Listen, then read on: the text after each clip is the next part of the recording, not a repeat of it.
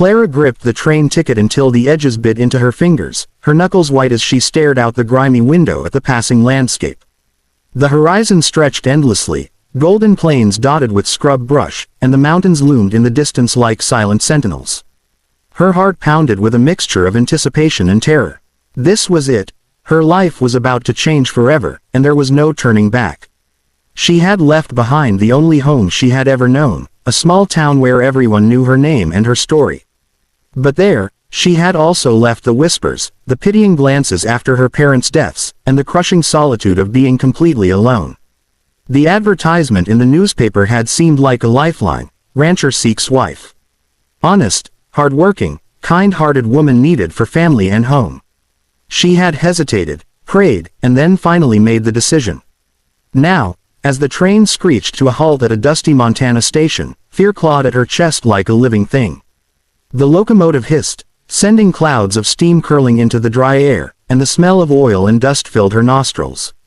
She wanted to run, but where would she go? There was nowhere else. A tall, rugged man stepped forward from the station platform. His boots crunched over gravel, and the brim of his wide hat cast a shadow over eyes that were dark and watchful. His presence was commanding, yet distant.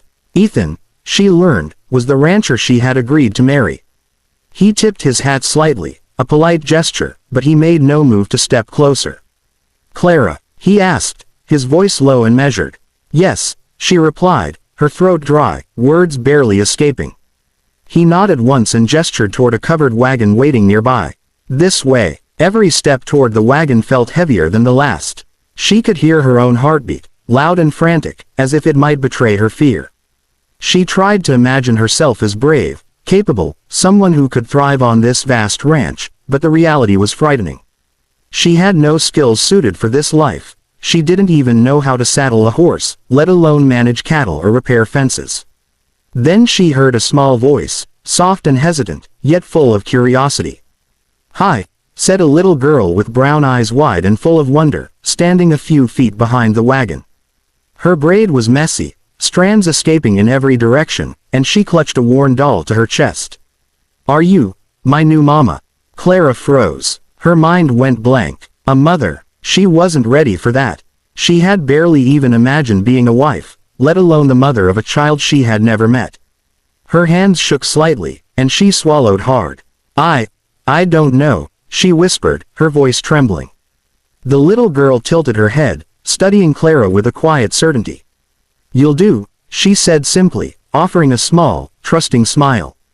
Clara's chest tightened. The fear still lingered, but a spark of something else flickered inside her, a fragile hope that maybe, just maybe, she could belong here. She swallowed, forced a small nod, and whispered, "I'll try."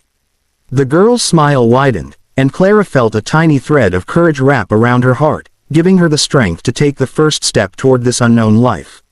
The first morning on the ranch was harsher than Clara had imagined. She woke to the sharp, cold bite of Montana air, the wind sneaking through the cracks of the old wooden house. The sun hadn't yet risen, and the sky was a pale gray, the kind of gray that made the world feel both immense and lonely. Clara pulled the thin quilt closer around her shoulders and listened to the creaking of the floorboards, unsure if she could even make it through one day. Breakfast was a quiet affair. Ethan had already gone to the barn, leaving only the little girl. Lily, sitting at the table, staring at her with those wide, expectant eyes. She didn't say anything, just waited, her tiny hands clasped around a chipped mug. Clara felt the weight of responsibility pressing down on her chest. How was she supposed to cook, clean, and care for both a man and a child when she had never done any of these things before? I'll make breakfast," Clara said cautiously, not wanting to disappoint. Lily's face brightened immediately. "I can help," she said, hopping off the chair. She grabbed a small stool and climbed up to the counter, her braid swinging behind her. "I know how to stir." Clara forced a smile, grateful for the child's enthusiasm but still painfully aware of her own clumsiness. She fumbled with the eggs, cracked a few shells too many into the skillet, and nearly spilled the milk. Lily giggled, and instead of scolding her, Clara felt a warmth bloom inside her chest.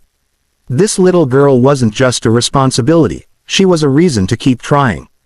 After breakfast, Clara was introduced to the endless chores of ranch life. She tried to saddle a horse, but the leather straps tangled around her fingers. She attempted to mend a fence, only to prick her palms on the splintered wood.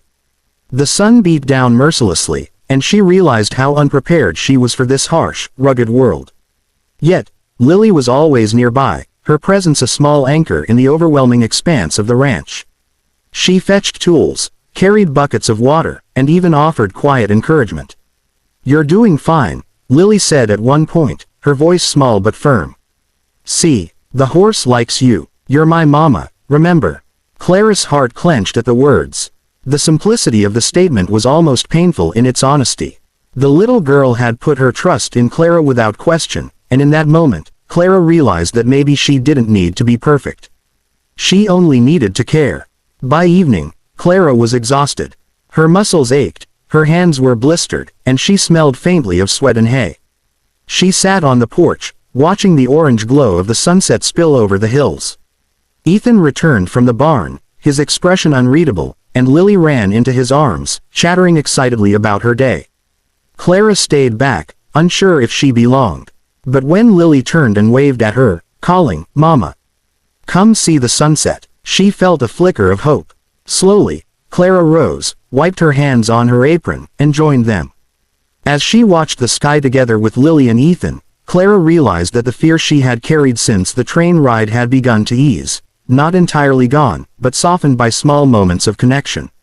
She didn't have to know everything right away. She only had to try, and maybe, in the process, she could find her place in this vast, untamed land. Days turned into weeks, and slowly, the ranch began to feel less like a foreign, intimidating expanse and more like a place Clara could call home. Each morning, the sky seemed to stretch wider, the mountains sharper, and the scent of hay, horses, and pine somehow comforting rather than overwhelming. She still woke with a flutter of nerves, but that fear no longer consumed her, it had softened into determination. Clara learned the rhythm of the ranch. She rose with the sun, helped Ethan feed the cattle, and tended to chores that once seemed impossible. She discovered that her hands could mend fences with patience, that she could ride a horse across the rolling hills without fear, and that her cooking could bring comfort to even the stoic Ethan. Each small victory, each moment of competence, strengthened her confidence. But it was the quiet, tender moments with Lily that transformed Clara most.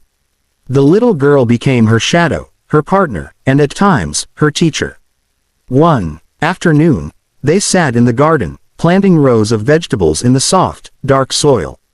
"Push the dirt down," Lily instructed, patting a mound of soil over a tiny seed. "Not too hard, or it won't grow.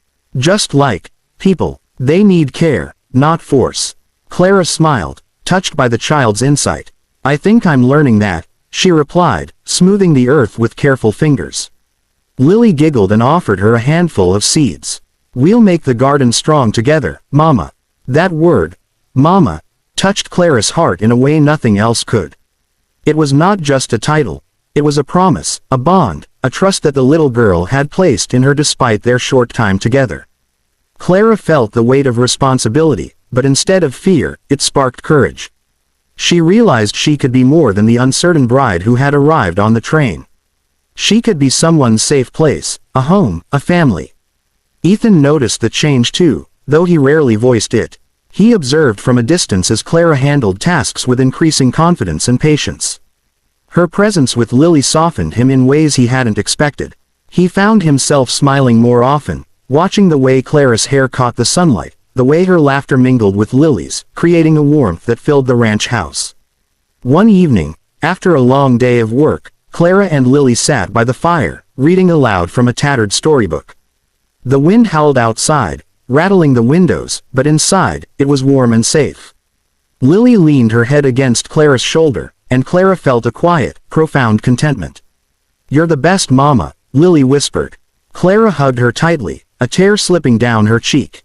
"And you're the best little girl," she murmured. That night, as Clara lay in bed, she reflected on the journey so far. Fear had brought her here, but love, unexpected, patient, and tender, was what kept her rooted. She realized that home was not a place or a perfect life, but the people you cared for and who cared for you in return. And for the first time since leaving her old life behind, Clara felt like she truly belonged.